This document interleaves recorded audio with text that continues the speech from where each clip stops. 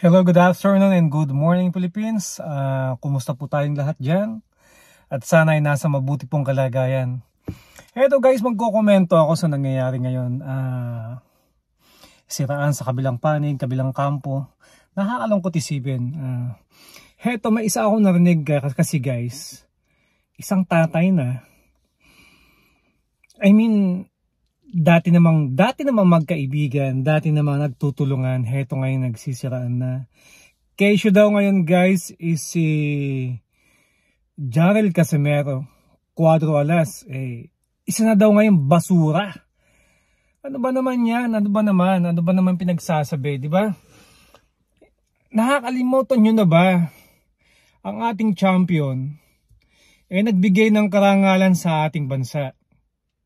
Hindi lang isang division, 3 division ang kanyang hawak. Di ba guys?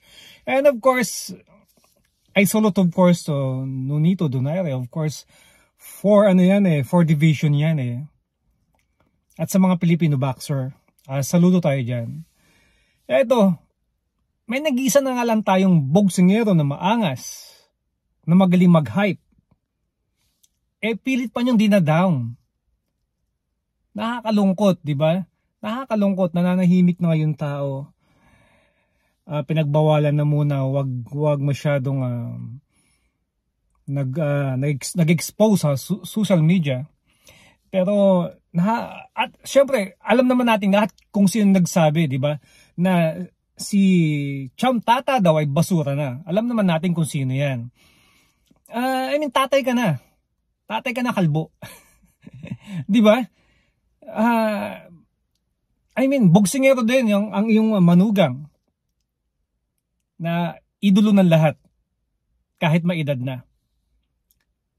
Si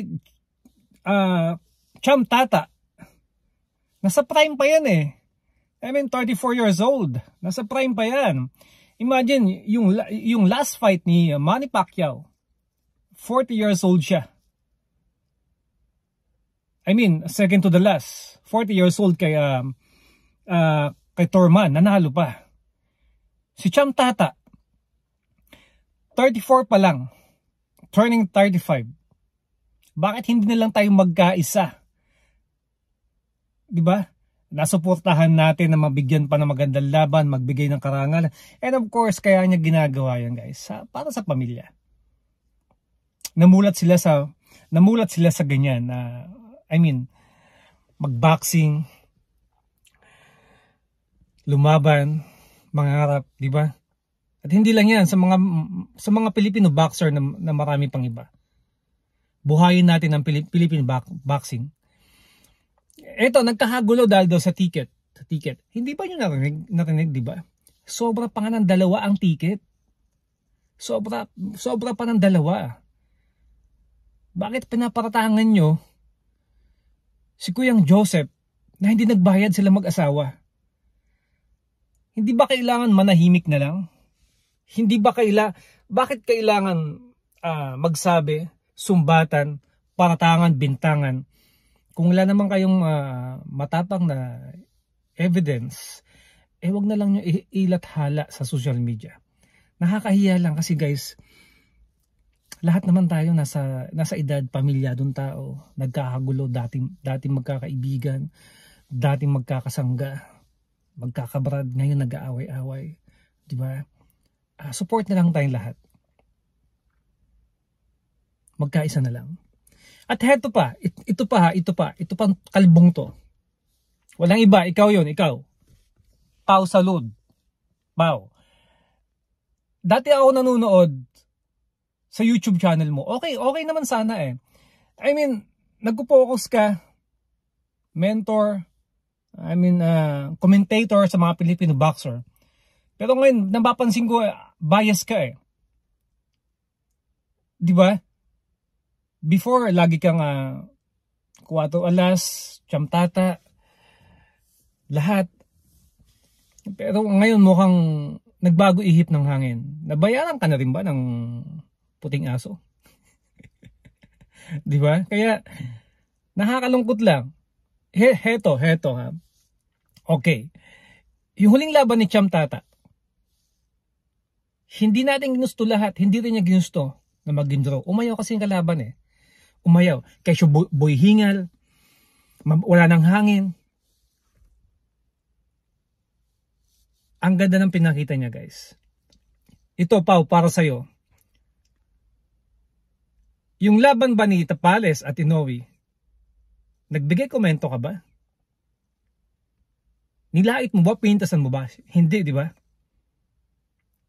Kaya maganda ang pinakita. Pinakitang saan? Yes, lumaban siya hanggang 10 rounds. Lumaban siya from 1 to 10. Nakita na binugbog lang siya. Yes, kompleto siya ng hangin. Pero bugbog siya. Nagbigay ba kayo komento? Nilait nyo ba yung tao? Hindi, di ba? Yun lang nakakalungkot, guys. Pero lahat ba ng mata nyo nakasubaybay sa bawat galaw ng Casimero brother? Dahil ba ang kapatid hindi lang bugsingero YouTuber pa? Kaya masyado yung pinupolitiko yung tao.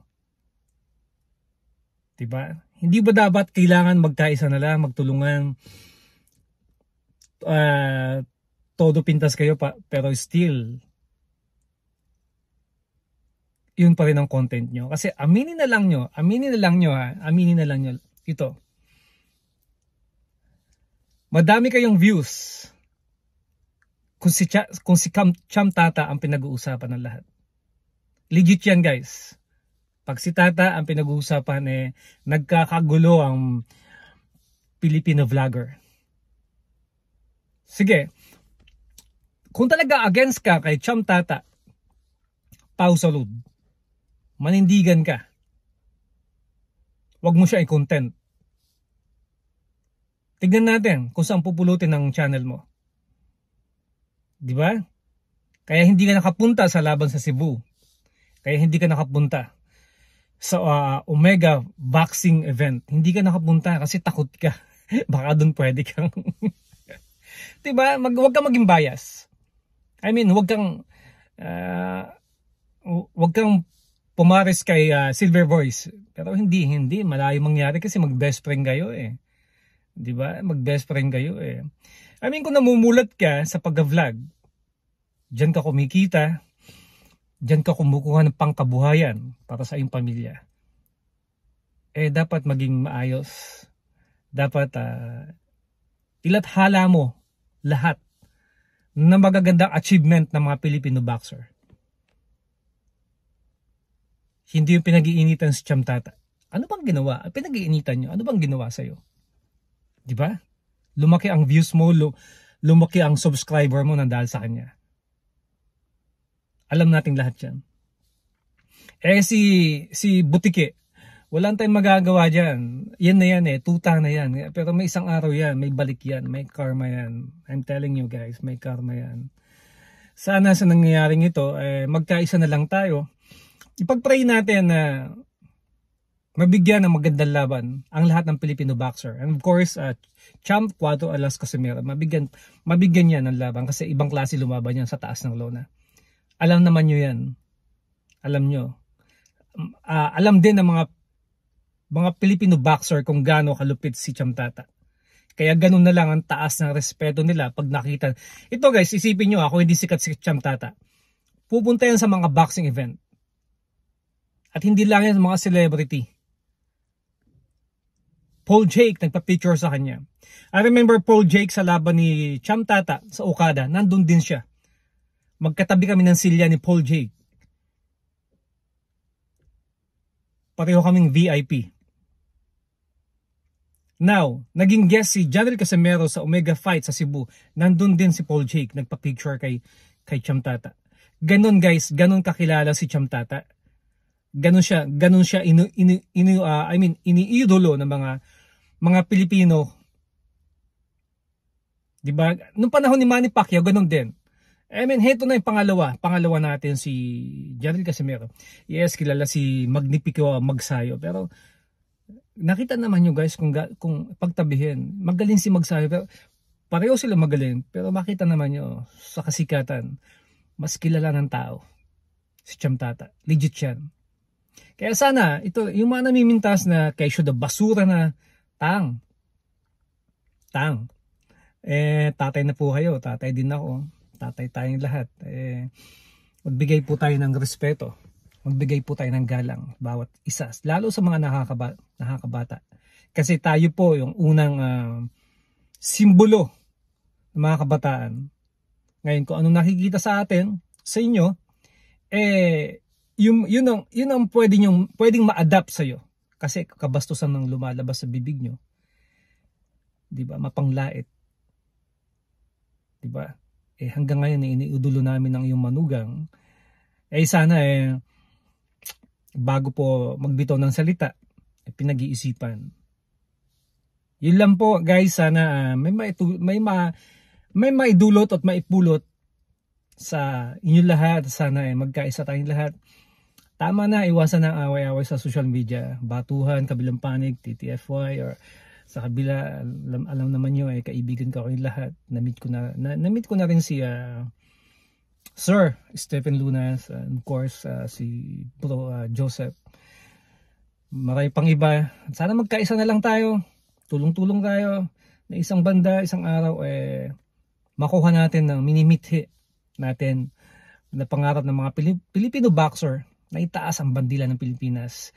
Makilala, hindi lang sa panahon ng mga dating mga legit, magagaling mga legend na Filipino boxer. Heto ngayon, guys, magtulong-tulong tayo. Suportahan natin mga mandirigwang Pilipino. Magkaisa, tama na away, magmahalan. 2024 na. Magkaisa, guys. Yun lang. Happy New Year sa lahat. And of course, sana mapansin nyo tong YouTube channel ko. Mag-like naman kayo dyan. Pwede mag-comment. Yun lang po. Mabuhay.